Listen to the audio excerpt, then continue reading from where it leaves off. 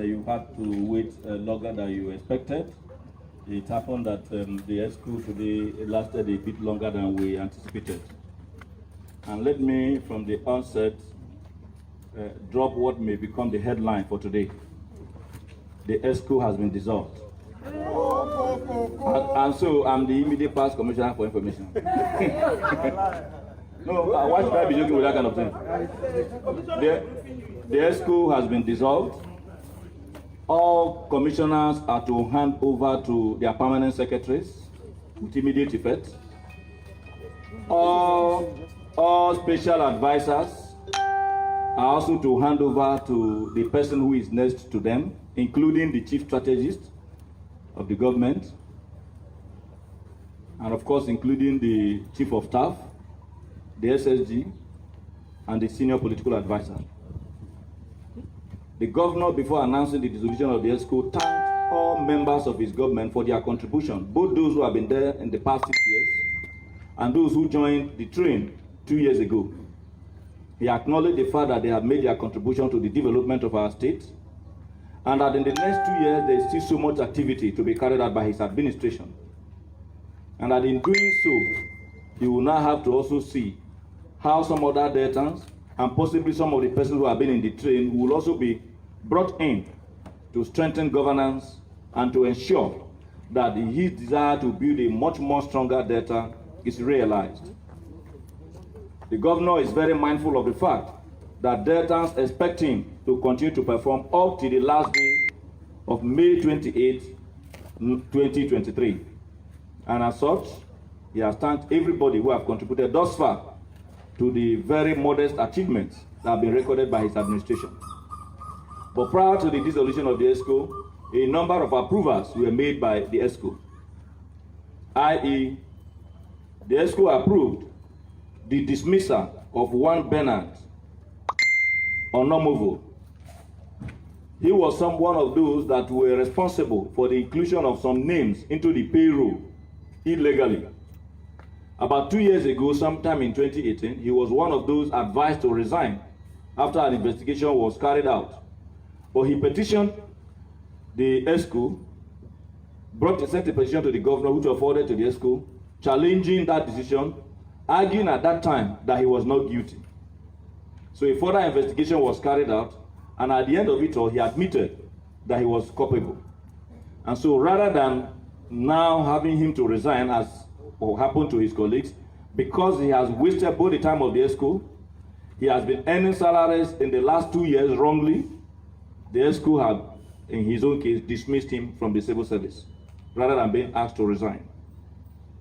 The Exco also approved a power purchase agreement with Banstuare Power Solution Nigeria Limited, and then it is aimed at providing what some of you already know, which is the captive power here in Asaba, for the purpose of powering a number of government institutions.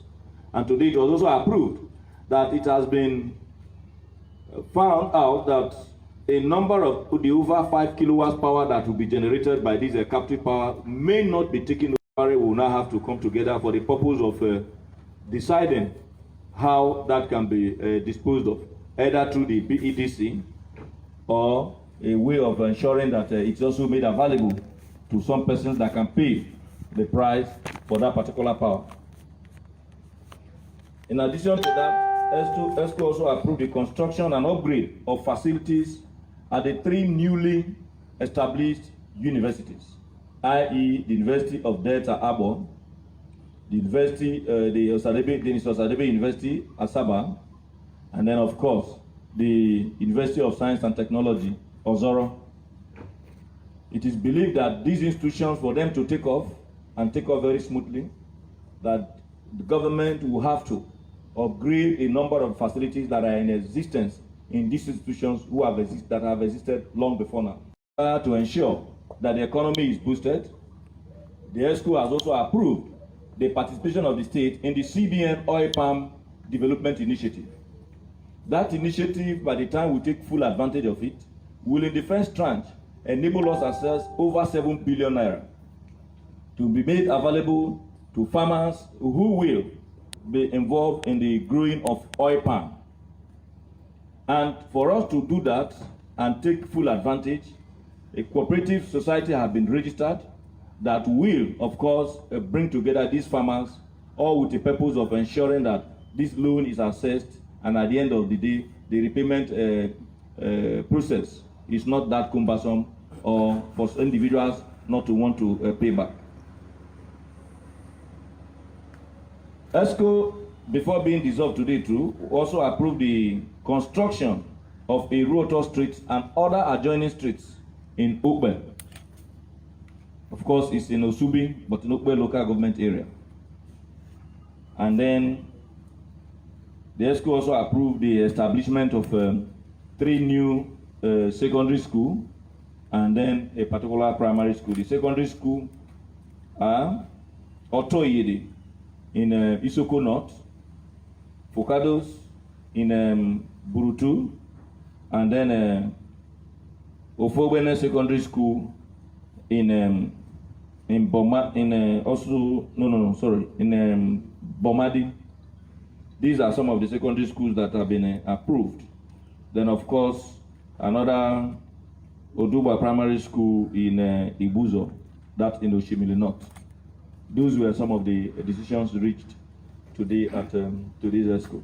So we'll take your questions and then we'll give you the response.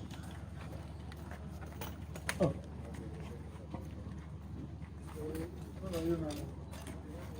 Honorable Commissioner, good evening. Honorable Immediate Past Commissioner. For who? At the weekend, sir, Governor made big reference to 2023. A few days later, he dissolved the school.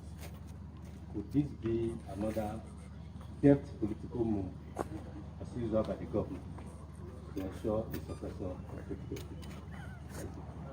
Just a follow-up, sir. Sir, I felt it's a great point, sir. You could remember that we are aware that some of his past commissioners were are angling to take over from him. Would that be one of the reasons why the ESCO was dissolved? Well, thank you very much. Let me make it very, very clear. The governor knows that on May 29, 2023, he will be handing over to a successor. At this moment, it's only God who knows the person that successor will be. The governor is not looking at who is going to succeed him or who is not to take this decision.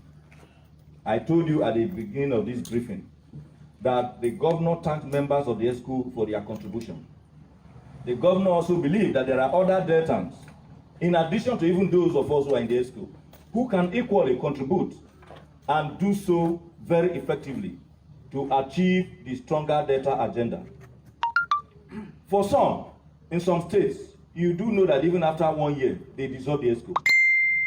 The governor has even allowed us the opportunity of even being there up to 2 years.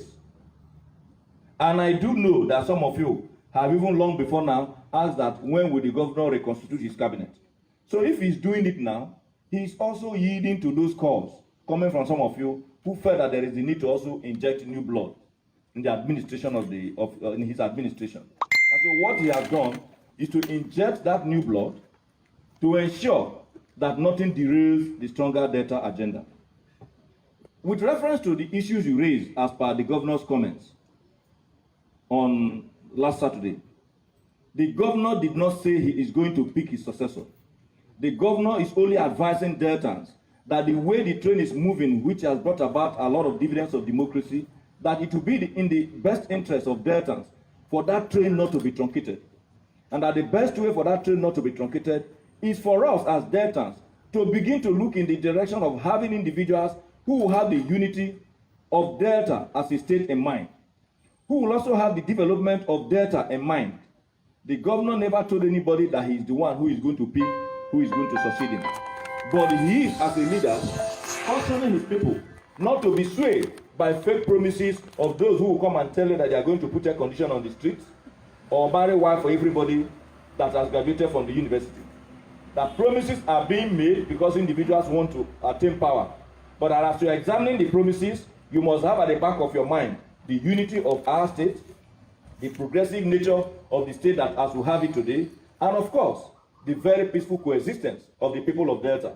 Perhaps you may want to include of the great people of the 3 senatorial districts. That is the view of the governor, that remains his view, and that remains his position of his administration. So what was done today is not about 2023 politics. It is about the need to strengthen his administration vis-a-vis his desire to leave behind a much more stronger Delta by the time he's leaving office in May 2023. Honorable former Commissioner. Well, just a moment. I was going to do this at the end of this briefing, but he has explained it. The Punch report today indicated that the governor said in June, specifically that in June he will pick his successor. He never said, so those of you who were there on Saturday, he never said he will pick his successor himself. He said at the right time, leaders would sit down and decide who will succeed him. Though he gave conditions for the kind of person we expect will be his successor. He did not say that in June he will pick his successor. Punch, I don't know where you got that. What is it?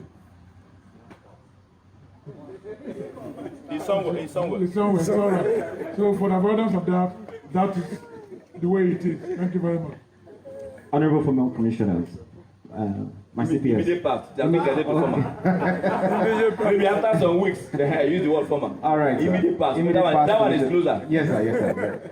Well, I want to congratulate you so far that you have been able to touch some aspects of the media in what you are doing for the state governor. And I believe you have better days ahead. My name is Austin Azu. I report for ITV and radio. Outside the brief, the federal government just confirmed that the Ibori loot has been received. I don't know if ESCO considered some decision regarding to that repatriation of that fund. Thank you, sir. I'm happy you called it fund. Let me answer very, very quickly. You recall we told you that those who were bringing back the funds were quite clear as to the source of the funds they are repatriating. We also made it clear to you that we have continued to engage the federal government based on the principle of dialogue, and that the federal government has at least shown a lot of good faith in also listening to the issues we have raised. So let's leave it at that. It's not something we are going to leave in the media. At the end of the day, we will let you know how much progress we have made. But we are convinced that the federal government, being a good father, will remain just in dealing with this particular issue. There's a clarification I want to make. Commissioner, sir. Excuse me, please. There's a clarification. You said that 3 new secondary schools. Yes. But when you are mentioning, you mentioned only 2 secondary schools. The other 2, you said primary school. No, it's 1 primary school. It's the one in the Buzo that is primary school. Because 3, you said For Kados, Otto Iyede, and Fogbene. Those are secondary schools. Commissioner, please, come up clarification. We want to know whether SSG is involved. I mentioned it. I said both the SSG and the chief of staff. Thank you. Senior Pollard as well as the chief strategist. Mr. Abo. Director generals are still in their office. They are still doing their work. Special advisors, commissioners, and these other class of that I mentioned to you. Honorable Commissioner, or immediate past. I just want some clarification on the officer who was dismissed. We want to get his name is Bernard. What's the other name? On not moving. On not moving. Who is he in the civil service? He's a civil servant. So what was he actually doing? He was informed that he was, I think, the Minister of Finance, one of those who were involved dealing with payroll. Okay. So unfortunately, through them, a number of persons, particularly from Ogwashiku Polytechnic, found their way into the state payroll. Okay. Not Akebel, how did they call it? No. Okay. No.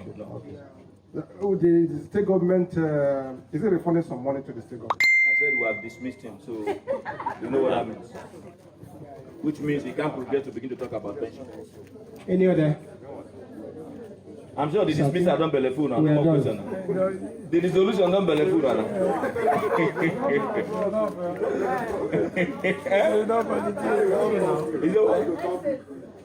Is it